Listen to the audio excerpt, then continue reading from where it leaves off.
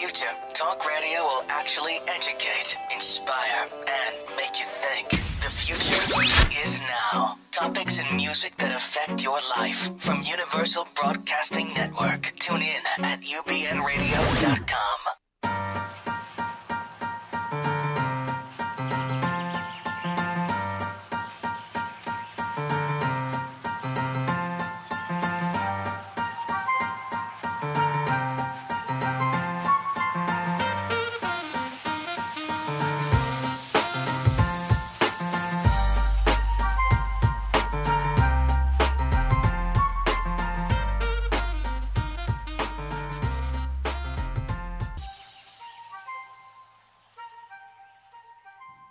Can't hear a thing. I'll go back to the other one. Okay, wow, this is distracting. Okay. Okay. I'm losing audience, that's why I get concerned. Okay. Okay. Hello? Yeah. Okay, but I can hear myself, but not the music. Okay. The music's over. You're on. Okay. Hello, everybody. This is Dr. Judy, WTF, with the Freud, and welcome to the show. Tonight we're going to have a show that is titled Apologies, Pros and Cons. And this is a topic that I've had in my mind for a long time. And again, this is a call-in show. For those of you who do not know, the call-in number is area code 323-843-2826. And I want to start by saying that there are pros and cons to apologies. And apologies are not like an eraser. You can't just offend somebody or commit a crime or commit an emotional assault to somebody or any sort of assault to someone and expect that an apology is going to do the job. So I'm really hoping that we can engage in a very healthy and interesting conversation, meaning you and I, you and me, the audience. And I want to start with a couple of facts. Number one, the definition that I found for an apology is a regretful acknowledgement of an offense or failure. Now, I think that's a good start, a regretful acknowledgement of an offense or failure. So, okay, you've done something like, for example, let's go to the low-level offenses. Let's say I spilled some water on somebody's shirt. I think an apology is appropriate. Oh, I'm so sorry, I spilled some water on your shirt. What if I stepped on somebody's toes? Again, appropriate. I'm so sorry I stepped on your toes, but what if I spilled coffee on somebody's shirt? Well, what about that? Well, I think that an apology may not be enough here. I think that maybe what would do the trick or to really restore the person to wholeness, because this is really about not just an apology, but it's about restoring a person to wholeness. And what is necessary to take that step is to offer to take that person's shirt to the dry cleaner and pay for it. So the concept of restoration to wholeness is a very important one, especially in light of the work that I do at the Psychological Healing Center. The kinds of damages that I see in my clinical practice and the kinds of damages that I speak about in terms of the 5 most profound injuries of childhood, which are verbal abuse, physical abuse, sexual abuse, neglect, and smothering.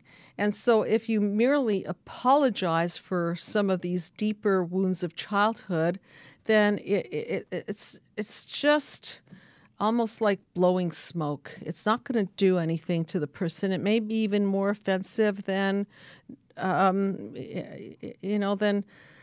it just may be even more offensive because it doesn't seem authentic. You know what? You robbed somebody and, oh, I'm so sorry I robbed you. Or you molested somebody. Oh, I'm so sorry I molested you. This is just ridiculous, correct? So we have to take a deeper look at what it means to restore a person to wholeness and how to go about doing that. So I have a couple of articles that I've been looking into and some concepts that I've been looking into.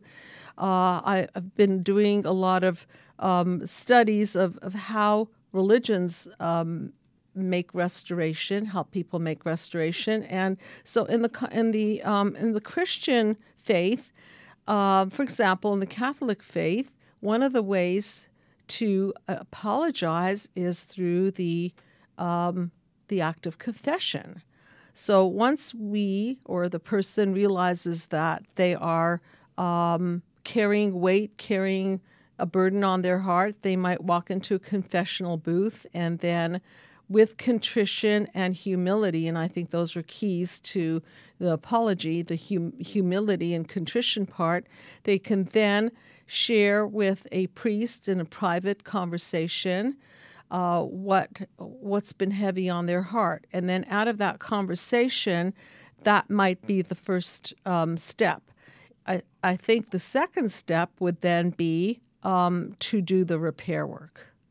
Okay, so I'm going to go a little further than that, and I also want to speak of the Jewish way of restoring to wholeness, and it's called teshuvah, and it is a kind of repentance or return, a return to God in the way that it's seen through the eyes of Judaism, and also a return to decency, humility, a return to do the right thing.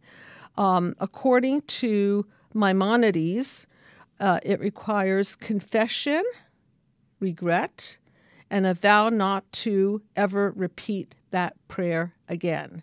And then, of course, there are rituals involved, like in the case of Judaism, Yom Kippur, the day of mourning, is a day where repentance takes place. So we can see that woven through our religious and psycho-spiritual history are ways that people try to cleanse themselves with God, with themselves, with humanity at large.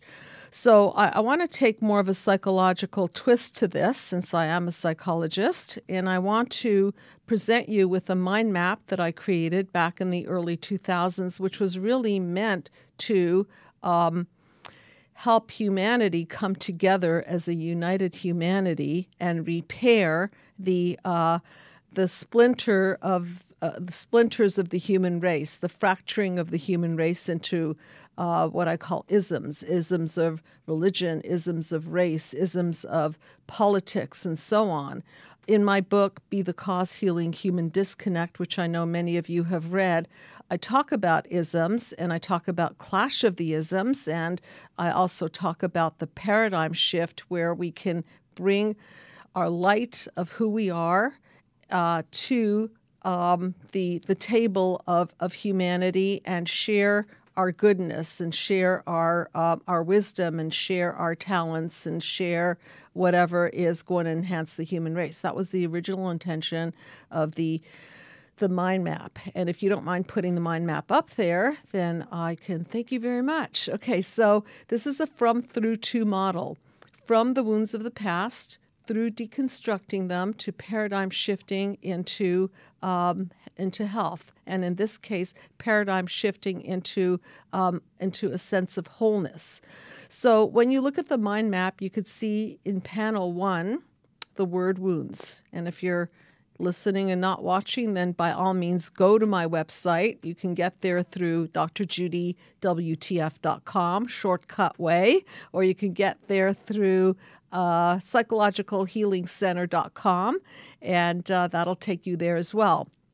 And then you can go into the site. And by the way, if you want to download the mind map, you can do that in the forms section, and it'll require you to sign up for announcements for the show. And hopefully you'll want these announcements to the show so you can have a beautiful, colorful JPEG version of the mind map, and it's there for you. So from a point of view of wounds of childhood, which there are 5 of, and I'll repeat them again: physical, sexual, verbal abuse, neglect, and smothering. And some of these wounds are cultural and multi-generational. I talk a lot about the multi-generational transmission process, a term that was coined by Dr. Murray Bowen. And so if we look at the concept of apologies on a global scale, you can see that we now have a big mess on our hands, and we have a lot to repent for. We have a lot to apologize for, and it certainly isn't enough to say, sorry, sorry I killed your family. Sorry I molested your child. Sorry I didn't pay attention to you in the first few years of life, and now I've created narcissistic injuries in you. This is absolutely not an appropriate way of dealing with such heavy wounds. So wounds of childhood, well, also panel 1 represents our consciousness, and consciousness is causal. So if we use an apology as an eraser, as a way to not accept responsibility, but just simply whitewash something, then that apology is not really coming from the consciousness of humility and the conscious intention of repairing. And so I want to go through what happens if the apology itself lacks the humility, lacks the qualities that are necessary to bring a person to wholeness. So if you look at panel 1, and let's just say somebody's been wounded on a higher level, some sort of a level of abuse. Well, if you then put an apology to it, and that's it, and you don't do the necessary restoration to wholeness, then that apology will be seen as inauthentic. And inauthenticity is not sustainable. So what I mean by that is that people will pick up the phoniness of that apology. They'll pick up the intention to blow off the crime, so to speak, to blow off the offense. And what that will trigger in a person is, now I'm on panel 2, reactions to the wound, is it'll trigger off feelings of anger because the apology does not fit the crime, and it's going to hurt the person and enrage the person and leave the person feeling that they've not been properly mirrored. And what I mean by mirroring is that they have not been properly empathized with. So if that apology is phony, fake, insincere, a cover-up, a defense mechanism against facing the fact that we have to restore the person to wholeness, what it will trigger off in that person is panel 3, their encoding. So they might get tripped up in the department of, oh, I see, so I'm really not good enough to repair. So maybe I'm not important enough to really be taken seriously. And that will trip up that lever into that territory that I call the WTF, or the what the Freud. And I think we have a caller. So hi, welcome to the show, Dr. Judy WTF. You're on the couch. Hi, Dr. Judy. Hi, who's this? You can call me Sam. Sam. Okay. Hi, Sam. Nice to meet you. Where are you from? What part of the world? Nice to meet you. Thank you. What part of the world? Las Vegas. Okay. Great. And yeah. So I've never called into a show before, but I discovered you, I don't know, a few weeks ago, and I've been gobbling up everything that you have out there. Thank you. Okay. Are you learning how to think like a shrink now? I think so. Okay. Okay. I think so. And is this the episode on apologies? Yes, it is. Okay. So, well, the reason I'm calling is a few years ago, my father passed away. Mm-hmm. And before he did, he wanted to get some things off his chest, to make amends, I think. Okay. And while I knew I grew up in an abusive family, I was unprepared for what he was going to say. And he basically apologized for some inappropriate things that I have no memories of. Wow.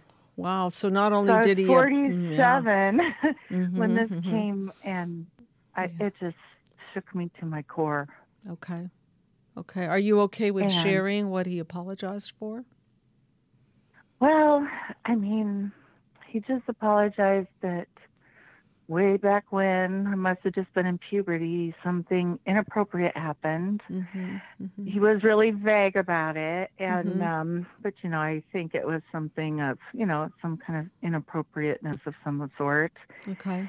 And I never, like I said, I knew I grew up in a family of trauma, but I never thought it was along these lines. Yeah. So I didn't take it very well because I was in shock. Yes. And the next day he was taking me to the airport, and then he basically kind of retracted it. I think he was like embarrassed because I didn't remember. Yeah. He retracted it, and then he blamed it all on me. And then Oh that's my the last thing he ever said gosh. to me. Mm-hmm. Yeah, it was the last thing he ever said to me. And, I heard all these programs where children, when they're little and have these things happen and they try to tell somebody and then they're not acknowledged or not believed or made Yes. their fault. It's really hard for them, but I couldn't find anywhere what happens to a middle-aged person who knew something went terribly awry, but just never thought that was one element of it. Just curious if you had symptoms of child abuse, of sexual abuse, and now connecting the dots, especially after researching and listening to shows and so on, and the shows that I put out there about the mind map and childhood wounds. Are you aware of some of the reactions and defense mechanisms that you built up over the years around this this event? I think I had a tendency to distract myself. So when I was still at home with an eating disorder, and then, in some weird way, I really feel it's like a coping mechanism. If you're concentrating on what you're eating or not eating, you can't focus on the issue, right? Right, But I exactly. left home when I was 16, Mm-hmm. and, I went through a period of therapy for the child abuse, the overall child abuse, because my mom focused her rage around me at that time as well. Okay. So I think in retrospect, did she know? And she was angry with me. Mm-hmm. Or, it's kind of like the last puzzle pieces came into play, and my dad just withdrew from my life at that point. So was he just trying to protect me from him, or, So did your dad pass away soon after he confessed this? He did. He did. He did, and we never had a chance to, now I've had a chance to think about it, and, these years that have intervened, I would have liked to have at least given him whatever closure he felt like he needed or whatever, but, it's just wrapped up on an unfinished tone.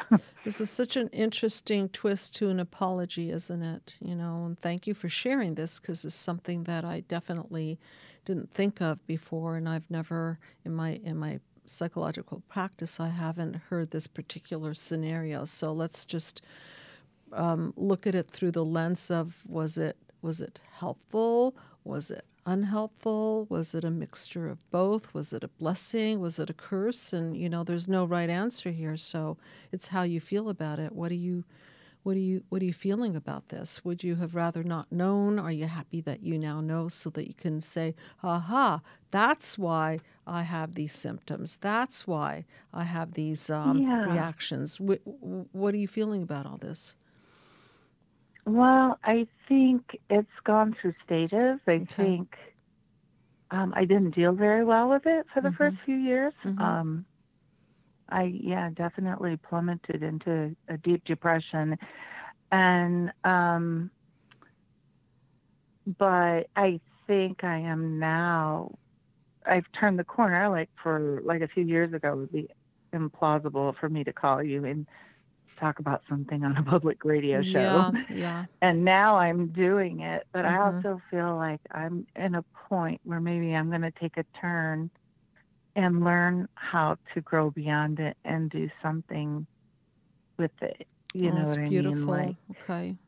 Find a way to help other people, perhaps. Well, I don't know. I want to share with you some of the notes that I wrote. Okay, about how to go through this process of restoring a person to wholeness. And the first thing is recognizing and acknowledging the truth, which I guess your father did, right? He He recognized and acknowledged the truth.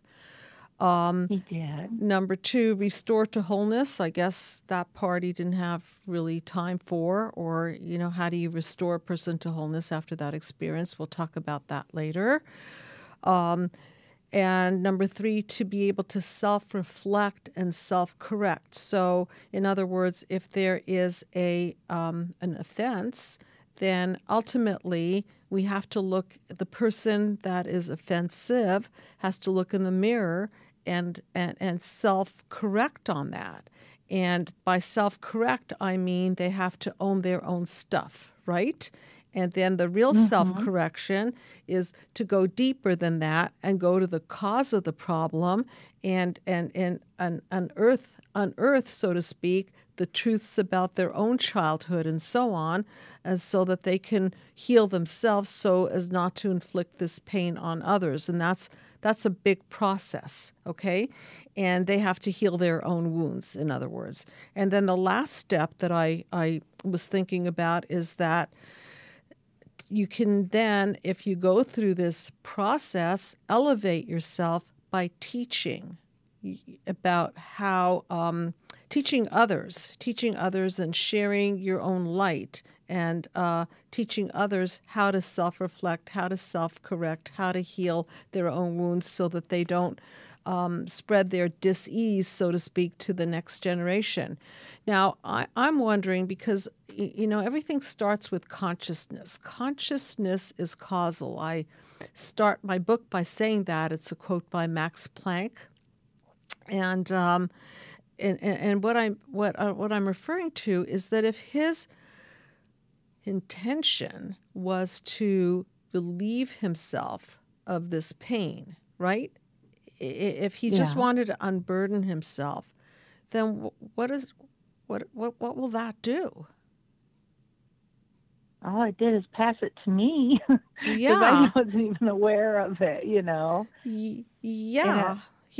And it's a good way to make me not like it's a good way to make me obsess about him too after he died. Like I couldn't even, it's like a way to draw attention back to yourself. I don't know if that's too far off base. No, I don't think so at all. I've done so many shows up there on the Dr. Judy WTF YouTube's on narcissistic injuries to the core of the self, and certainly sexual abuse is right up there with a huge narcissistic injury. And so that what I mean by narcissism is when a parent puts him or herself before the child, and in some ways is demeaning, devaluing, destroying the child, which sexual abuse certainly is. And so I'm just wondering, and I wasn't there and I didn't feel the situation, so if it felt like he just wanted to release his guilt and stick you with it and then say goodbye, I'll see you in the next life. That's one level of consciousness. And if he was coming from a different consciousness of humility, a consciousness of wanting to repair this, a consciousness of concern for you, a consciousness of wanting to do some sort of a process of growth with you, did you get any indication of that? Well, I think it was like this. I think he went in with good intention. Okay. But I didn't react. I probably didn't react the way he would have liked, because I was in like such a state of shock. I kind of like minimized and changed the subject and was a little abrupt about it. And I think in that intervening time till the next day, he felt a lot of shame and embarrassment, and then therefore took a different tactic. Like I think he put his toe in the water to try to do that, but he just couldn't do it. So, you know what I mean? Like he really tried, though. He did try. Okay, so, again, there are no right answers here. Was it helpful? Was it not helpful? Maybe a little bit of both. So now that you know that happened, does it explain a lot of things to you, like some of your habits? A lot of things. Okay. Yeah. Okay. All right. That So, explains a lot. okay. So in this particular case, his apology or his confession gave you a lot of psychological insight into yourself, which you can now take. So let's take it to another level of, okay, thank you, universe, for this information. And now I can go on a journey of healing because now I understand why maybe I eat too much, why I have a hole in the soul, why I have other symptoms, and so on and so forth. And appreciate the fact that this information, which you can now begin to use constructively, came to you. Okay? We don't know if the intentions were whatever they were, but now you have it. Are you, in a big picture way, is that a positive thing for you? I think I'm ready to look at it that way. Okay. I wasn't for a while, I'll be Okay. honest. I Okay. just wanted to be, quote, normal. So I wasn't ready to look at it that way early on, but I think I'm ready to look at it that way now. Well, that's really beautiful. And no matter what your father's intentions were, here you have the information now, and we can make it intentional to use the information toward your healing, toward the uncovering of this childhood wound that you can then reprocess. And you know that this is what we do at the Psychological Healing Center, is we track the wounds of childhood and how they encode in us, and then we deconstruct it so that you no longer have to bear it in your mind, body, soul, and then you can release the toxins, the psychological toxins that keep you stuck and in symptom form and defensive and so on, so that you can release and really start to grow again and start to manifest the best of your best. So this is a really, really interesting conversation that we're having, because I definitely didn't think about that aspect of an apology. So I really appreciate you calling in. Thank you. And you know that you can reach out to us at the Psychological Healing Center and go on the website. I'm definitely going to do so. Thank you. Thank you. And for those of you Thanks for all your good work. Yeah, no, it's such an honor and a pleasure. And I'm always learning something. And I just learned from you that, like, wow, here's a man who, good, bad, or indifferent, he was trying to do something. And the first level of it was shock. And, he didn't have the time to restore you to wholeness. But we have the time to restore you to wholeness. And you have the time to restore yourself to wholeness. So thank you. And please be in touch and reach out to me, email Dr. Judy at psychologicalhealingcenter.com, and vice versa. I'll reach back to you and put you with myself or one of the team members to heal this. So, whatever your father's intentions were, we could take the positive of it and say, thank you, Dad, for letting me have this information so that I can make that unconscious piece conscious and now heal from it. Awesome. That was beautiful. Okay. Well, thank you, Dr. Judy. You have a wonderful evening. Thank you very much. You do the same, Sam. Okay. Okay. Bye-bye. Bye-bye. So, wow, that was really, really an unexpected piece of an angle to this. And so I want to go on a little bit more. And, of course, feel free to interrupt me and call in. So I want to read a little bit more about apologies and why they are difficult. First, apologies take courage. And when we do something that goes against the grain, some of us do it because we're trying to project our feelings onto another person. For example, maybe we get angry at another person because we're just boiling with anger within ourselves, and then we spew it out on another. That's called projection.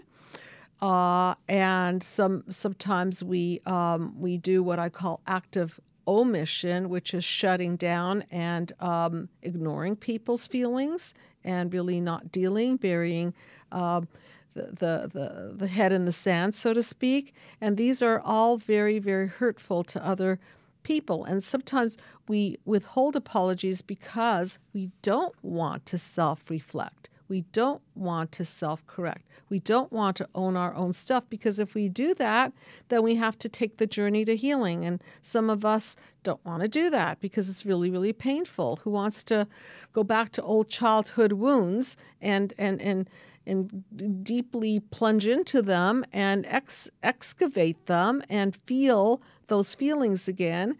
And I assure you that this mind map journey that I've created is not just for going back into the pain. It's really, really to complete the psychological files so that you don't have to relive them again and that you can put them to rest once and for all. So the pain has gain in this case, and this process is done in 10 sessions, and during that 10 sessions you go from through to. Okay, so again, people do not want to self-reflect, self-correct, own their own stuff, because then they have to face the music, and that's very, very painful. Also, people are full of shame and embarrassment over their actions, and they can't really go there. It's just not comfortable. So an apology or the beginning of the process of this restoration to wholeness requires courage, humility, exposure of the self to feelings of discomfort, of shame and self-blame. There is, in the Journal of Psycholinguistic Research, there are 2 psychologists who deal with how to apologize properly. They put together a little plan here, and I want to acknowledge these people, Dr. Stephen Scher and Dr. John Darley, and they present a 4-step framework that you can use when you make an apology. Okay, so step number 1, express remorse. Every apology needs to start with 2 magic words. I'm sorry. I apologize. This is essential because these words express remorse. Your words need to be sincere and authentic. Again, you can't just blow off the situation and whitewash it and erase it with an apology. That's not authentic, and it's going to be very offensive. Be honest with yourself and with the other person about why you want to apologize. Never make an apology when you have ulterior motives, such as relieving your guilt, or trying to fool the person into thinking that you're really sorry when you're planning some repeat behavior in some other form. Timeliness is also important. Apologize as soon as you realize that you've wronged someone else. This is very important because hanging on this timeline is really sending a message that you're not really that concerned with a person. You don't really concern yourself with the fact that they've been wronged and they have to sit with it, or they have to suffer in silence because they're hurting. So really releasing that person as soon as possible is the ethical way to go. Number 2, admit responsibility. Here you need to empathize. Admit responsibility for your actions or behavior and acknowledge what you did. Don't make assumptions. Instead, simply try to put yourself in that person's shoes and imagine how he or she felt.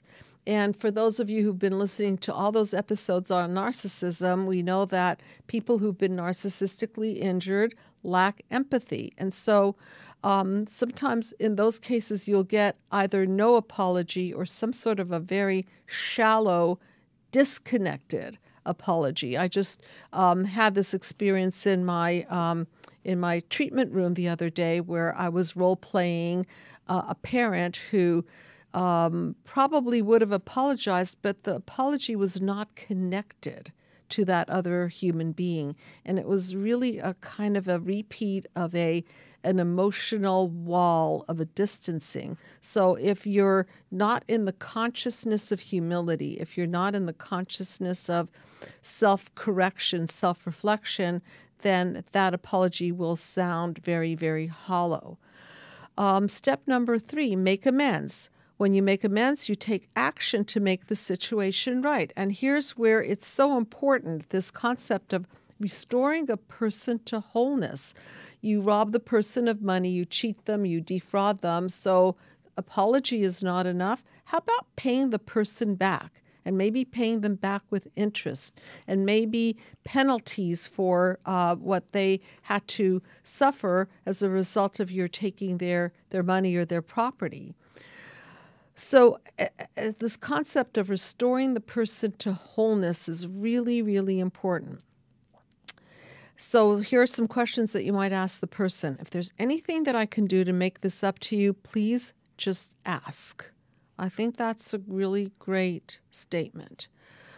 And here's another one. I realize that if I was wrong to doubt your ability to chair our staff meeting, for example, I'd like you to lead the team through tomorrow's meeting to demonstrate your skills. So here's a demonstration of how you can restore the person's to wholeness, restore their reputation, and give them an opportunity, another opportunity.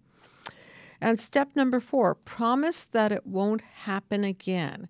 And, you can promise till the cows come home, but from my thinking, promises are not usually kept, because until you do the work of healing yourself, you're going to be prone to projecting your pain onto others, or imploding within yourself with the pain, which will only make you miserable and depressed and infect other people around you. And so I think this promise idea is idealistic, but it's not enough in my opinion, because you've got to go to the cause of why you did this kind of behavior. And until you heal yourself, you're going to probably do another what the Freud. Okay, so this behavior is just not going to go away because you promise, and it's not going to go away because you're contrite, and it's not going to go away because you feel shameful or guilty. It's this process of really closing the psychological files that is going to get you to heal yourself so that you don't repeat this offense. Again, this is a call-in show, so please feel free to pick up the phone and call in 323-843-2826. I want to go a little bit deeper into this matter and talk about narcissistic injuries and how these narcissistic injuries are so injurious to the psyche that the concept of apology is just a little weak in these departments. Again, these huge departments of neglect, abuse, and so on. So if you're a parent and you realize that you've injured your child, how do you restore a child to wholeness after you've spent a lifetime injuring your child? Well, according to the mind map system, the first thing that would be a good idea is to go through your own childhood wounds and see why you behaved like this, why these offenses are coming out of you in the first place. I think we have a call in, so please share your question, your thoughts. Hi, this is Dr. Judy. Who do we have here on the other line? Oh, you talking to me? Yeah, hi. Hi. Oh, hi. Hi. What's your name? Yeah, my name is Gwen. Glenn or Gwen? Gwen. No, Gwen. Gwen, nice to meet you. Where are you calling from? Nice to talk to you. California. Okay. And so what's on your mind about this subject? Well, I don't know.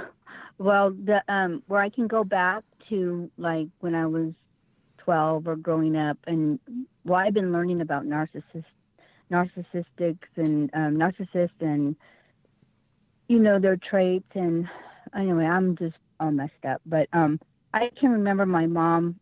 She would go to work, and then when she would get home at night, and then she says, "I wash the dishes," and she goes, "Well, why didn't you, fold the clothes?" And I'm just like, "Okay, I'm really sorry." And then I would fold the clothes, and why didn't you do the dishes? And I'm sorry. And stop saying you're sorry, because you're never sorry. And it's really hard, because now that I'm grown up and everything, I learned that narcissists don't say they're sorry at all. But they get you to say you're sorry, right? I know. And this is the crazy part. This is the gaslighting part where they inflict injury on you. This is the part that I really want everybody to hear is a parent messes up the child. Okay, for example, the parent doesn't give positive regard to the child, doesn't teach them life skills, doesn't give them the unconditional love needed to participate and be interconnected. And then they get angry at their child for not being able to do these life skills and not chip into the family family roles like washing dishes and so on. And so it's a really crazy making thing because they create the damage and then the children act out as a result and then they get punished for the acting out. Does that make sense to you? Yes. Okay. Because she'll say, well, why are you so angry? Why are you so defensive? And even still to this day,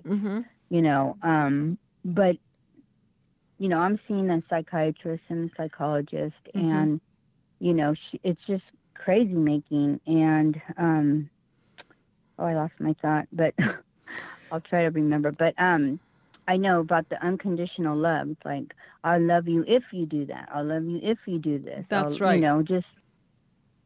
It's always I love you if, and like you said, they don't give you these life skills at all. They don't explain anything. Well, at least in my house, they didn't explain why you got in trouble. Like, okay, well, I'm sending you to your room because, such and such. And when you do such and such, this is what happens. These are the consequences. Absolutely. Absolutely. So you're not taught that. And then another point that I wanted to bring up to you, Gwen, is that when we're raised by narcissistic parents who put themselves before the children, and definitely you know this when you feel that you're giving and not getting anything in return. It's the vampiring effect, okay? We are excellent psychological bookkeepers. And so if you didn't get the psychological nutrients, I call them psychonutrients, if you didn't get these psychological nutrients from your mother, and then she's putting upon you to be her little slave or not even, or just do household chores, just regular household chores, you might be carrying this anger and resentment that you've got to keep giving when you weren't given to. And then she punishes you for your acting out behavior in her eyes because she thinks that you're being stubborn or you're not being responsible. So do you see how crazy making this is? Right. I got blamed for everything. I was the scapegoat, and I had no childhood. I had 4 brothers, and I was my stepdad, and my mom both worked, but I had to be the one to babysit and to do everything because I was the oldest. And I have twin brothers. After they were the last 2, and one went with my grandmother, and because there was too many to handle, but we would go back and forth. But my brother, to this day, he'll call me, and he doesn't, both of us, we try to go to our mom and try to, like, there's an event that happened, and you try to talk to them about it. And she says, the past is the past. I did the best I could, instead of validating what had happened. Or she conveniently forgets. You're not gonna get that because if you look at her history, she probably wasn't given to either, and this is multi-generational, and so this goes on and on and on, and there's this lack of empathy. That's the human disconnect that I talk about. When people cannot eye-to-eye contact and feel another person's pain and respond to that other person's pain, there's no connection and an empty. Now, can you imagine your mother apologizing? I'm so sorry that I made you do all those things. What would that do for you if she did that? Well, first of all, I have to get off the floor, but it would probably make me feel probably, I will feel better, like she's really genuinely sorry. Okay, but You know, what? I'm not going to Okay, hold my breath. But okay. I think if she were really genuinely sorry, that would be a good start. But then, in order for her to be genuinely sorry, she'd have to have genuine empathy. Do you see what I'm getting at? yeah, So, there's no empathy. right. So even if she says, "Well, I'm so sorry I made you do this. I'm so sorry." Do you see how that apology would be an empty apology unless it were connected to to your pain, which she can't connect to? Yeah. Yeah, Or, right.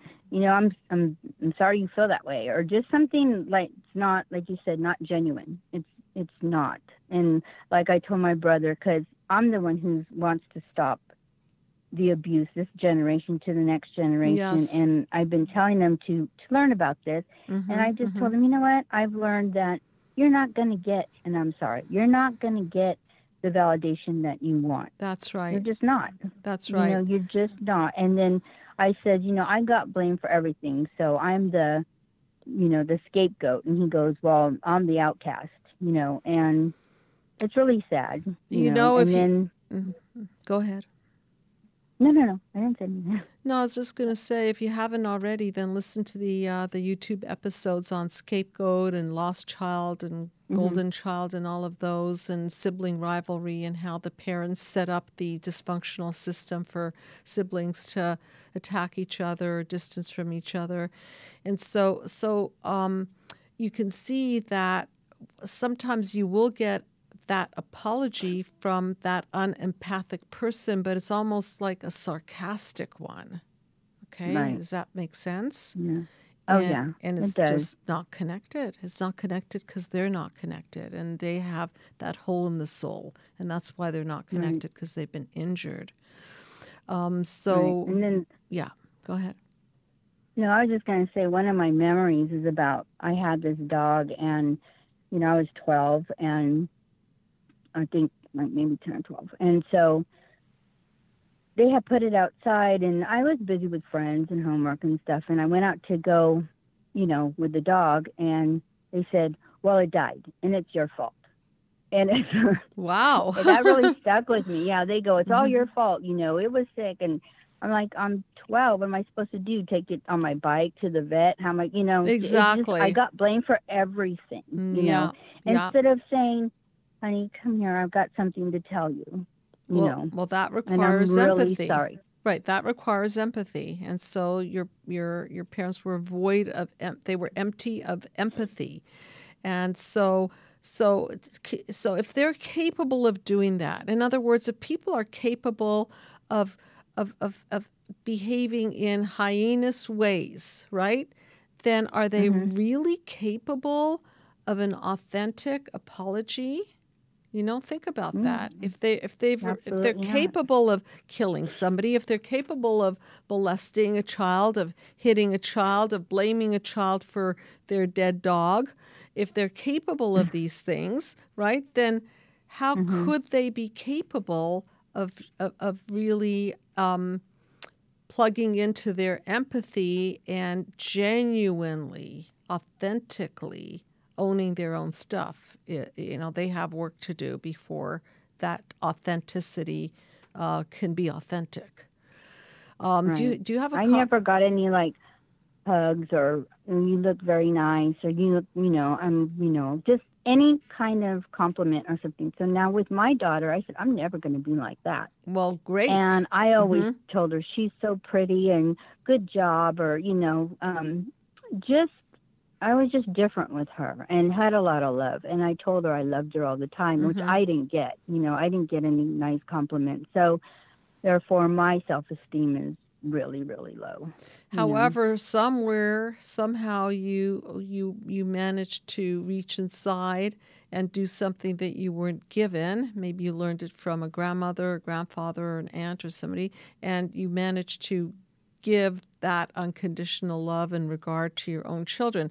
And so one other thing that I wanted to say, so imagine if you're telling your children, honey, can you please help with the dishes, or can you help me make the bed, or can you take out the garbage? Do you think that they would more likely be authentically willing to do it given their treatment by you? Yes. we would do it together. And my Right. daughter, I'm so happy that she's grown up and not into drugs or not, she's very well-rounded, you know. Right. Well, So I'm congratulations. really happy. You didn't punch a hole in their soul, okay? On the contrary, you've been feeding them the psychological nutrients. And so as a result, you have children who will have that esteem. And so, now you're left with whatever your symptoms are, whatever your pain and suffering is. I was going to ask you if you have a copy of the Be the Cause Healing Human Disconnect book. Do you have a copy of that? No, I don't.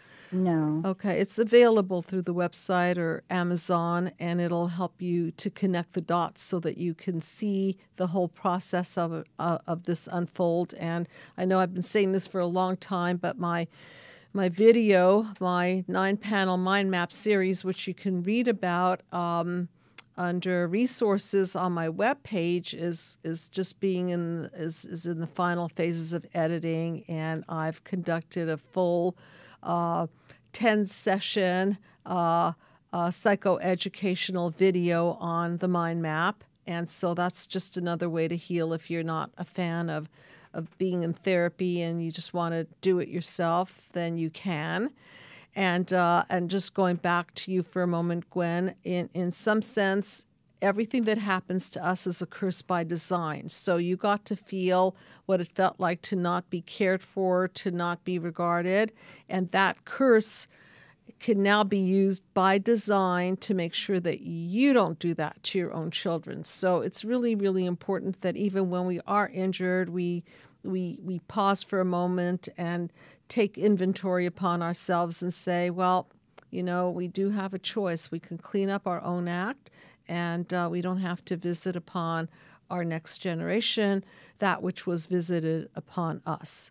So I thank you very much for calling in, and please feel free to get in touch with me, the team, and read more about the video and the book. And there's just a lot of information out there for you to heal. Okay. Well, thank you so much. It was a pleasure to talk to you. And likewise. You really helped me so much. So. Thank you. Okay. I appreciate that. All Thank right. you. Thank you. Bye-bye. Bye-bye. Okay, so I think I just want to read a few other tips here. Make sure that these are some strategies. Don't offer excuses. Obviously, these excuses are injurious. I think we have another call-in, so I'll take one more call-in before the end of the show. And hi, you're on the couch with Dr. Judy. Who's this, please? Are you talking to me? Yeah, hi. Oh, I'm sorry. This is Linda. Hi, Linda. How you doing? I'm doing good, thank you.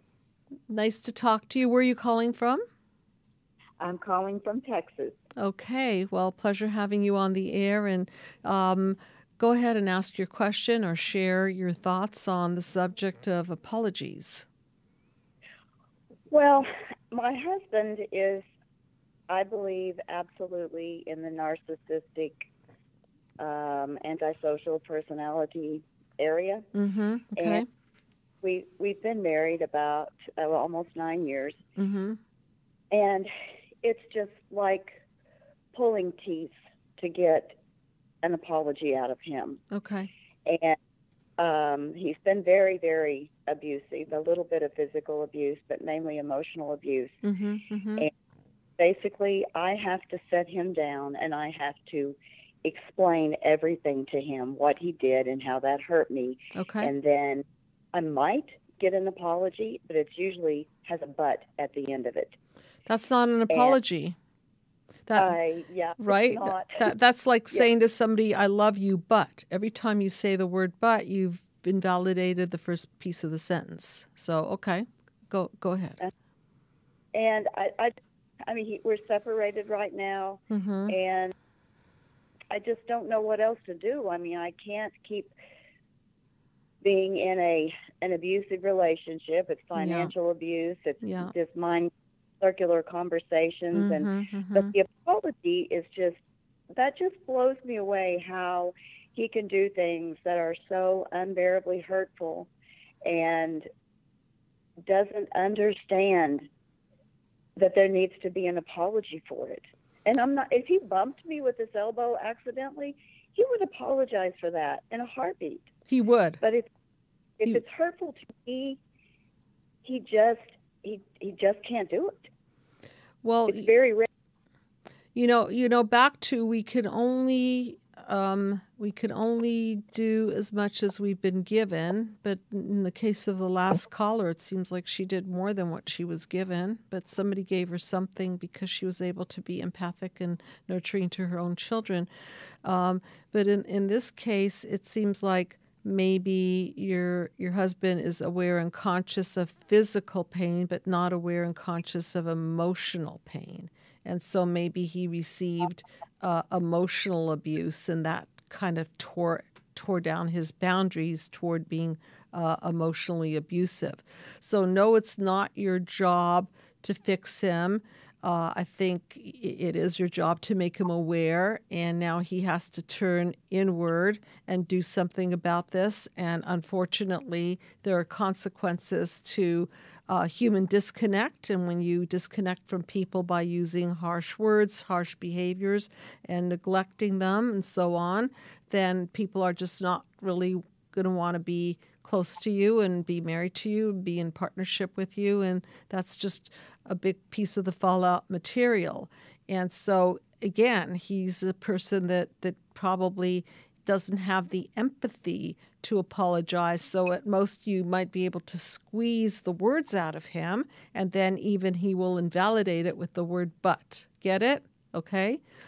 So I'm going to get to the Shrink That Tune song because I want to do it. And thank you so much for calling in. And please be in touch. And if you have more questions or you want to reach out to the team, please go to the website, shoot a letter to Dr. Judy at psychologicalhealingcenter.com, and I'll be happy to talk to you or have one of the team members talk to you. Thank you. Thank you so very much. I appreciate it. My pleasure. Okay. All right. Thank you, call-ins. It makes it so much more interesting to have these conversations. So the song I'm going to shrink tonight, I'm going to do it fast because we only have a couple of minutes here, is called Apologize. Wow. Ironically, the song is called Apologize by Timbaland. I'm holding on a rope, got me 10 feet off the ground. I'm hearing what you say, but I just can't make a sound, so I guess there's no connection there. They tell me that you mean it, then you go and cut me down. But wait, you tell me that you're sorry. Didn't think I'd turn around and say that it's too late to apologize. It's too late to apologize. Said it's too late to apologize. I take another chance, take a fall, take a shot from you. I need you like a heart needs a beat. It's not from you.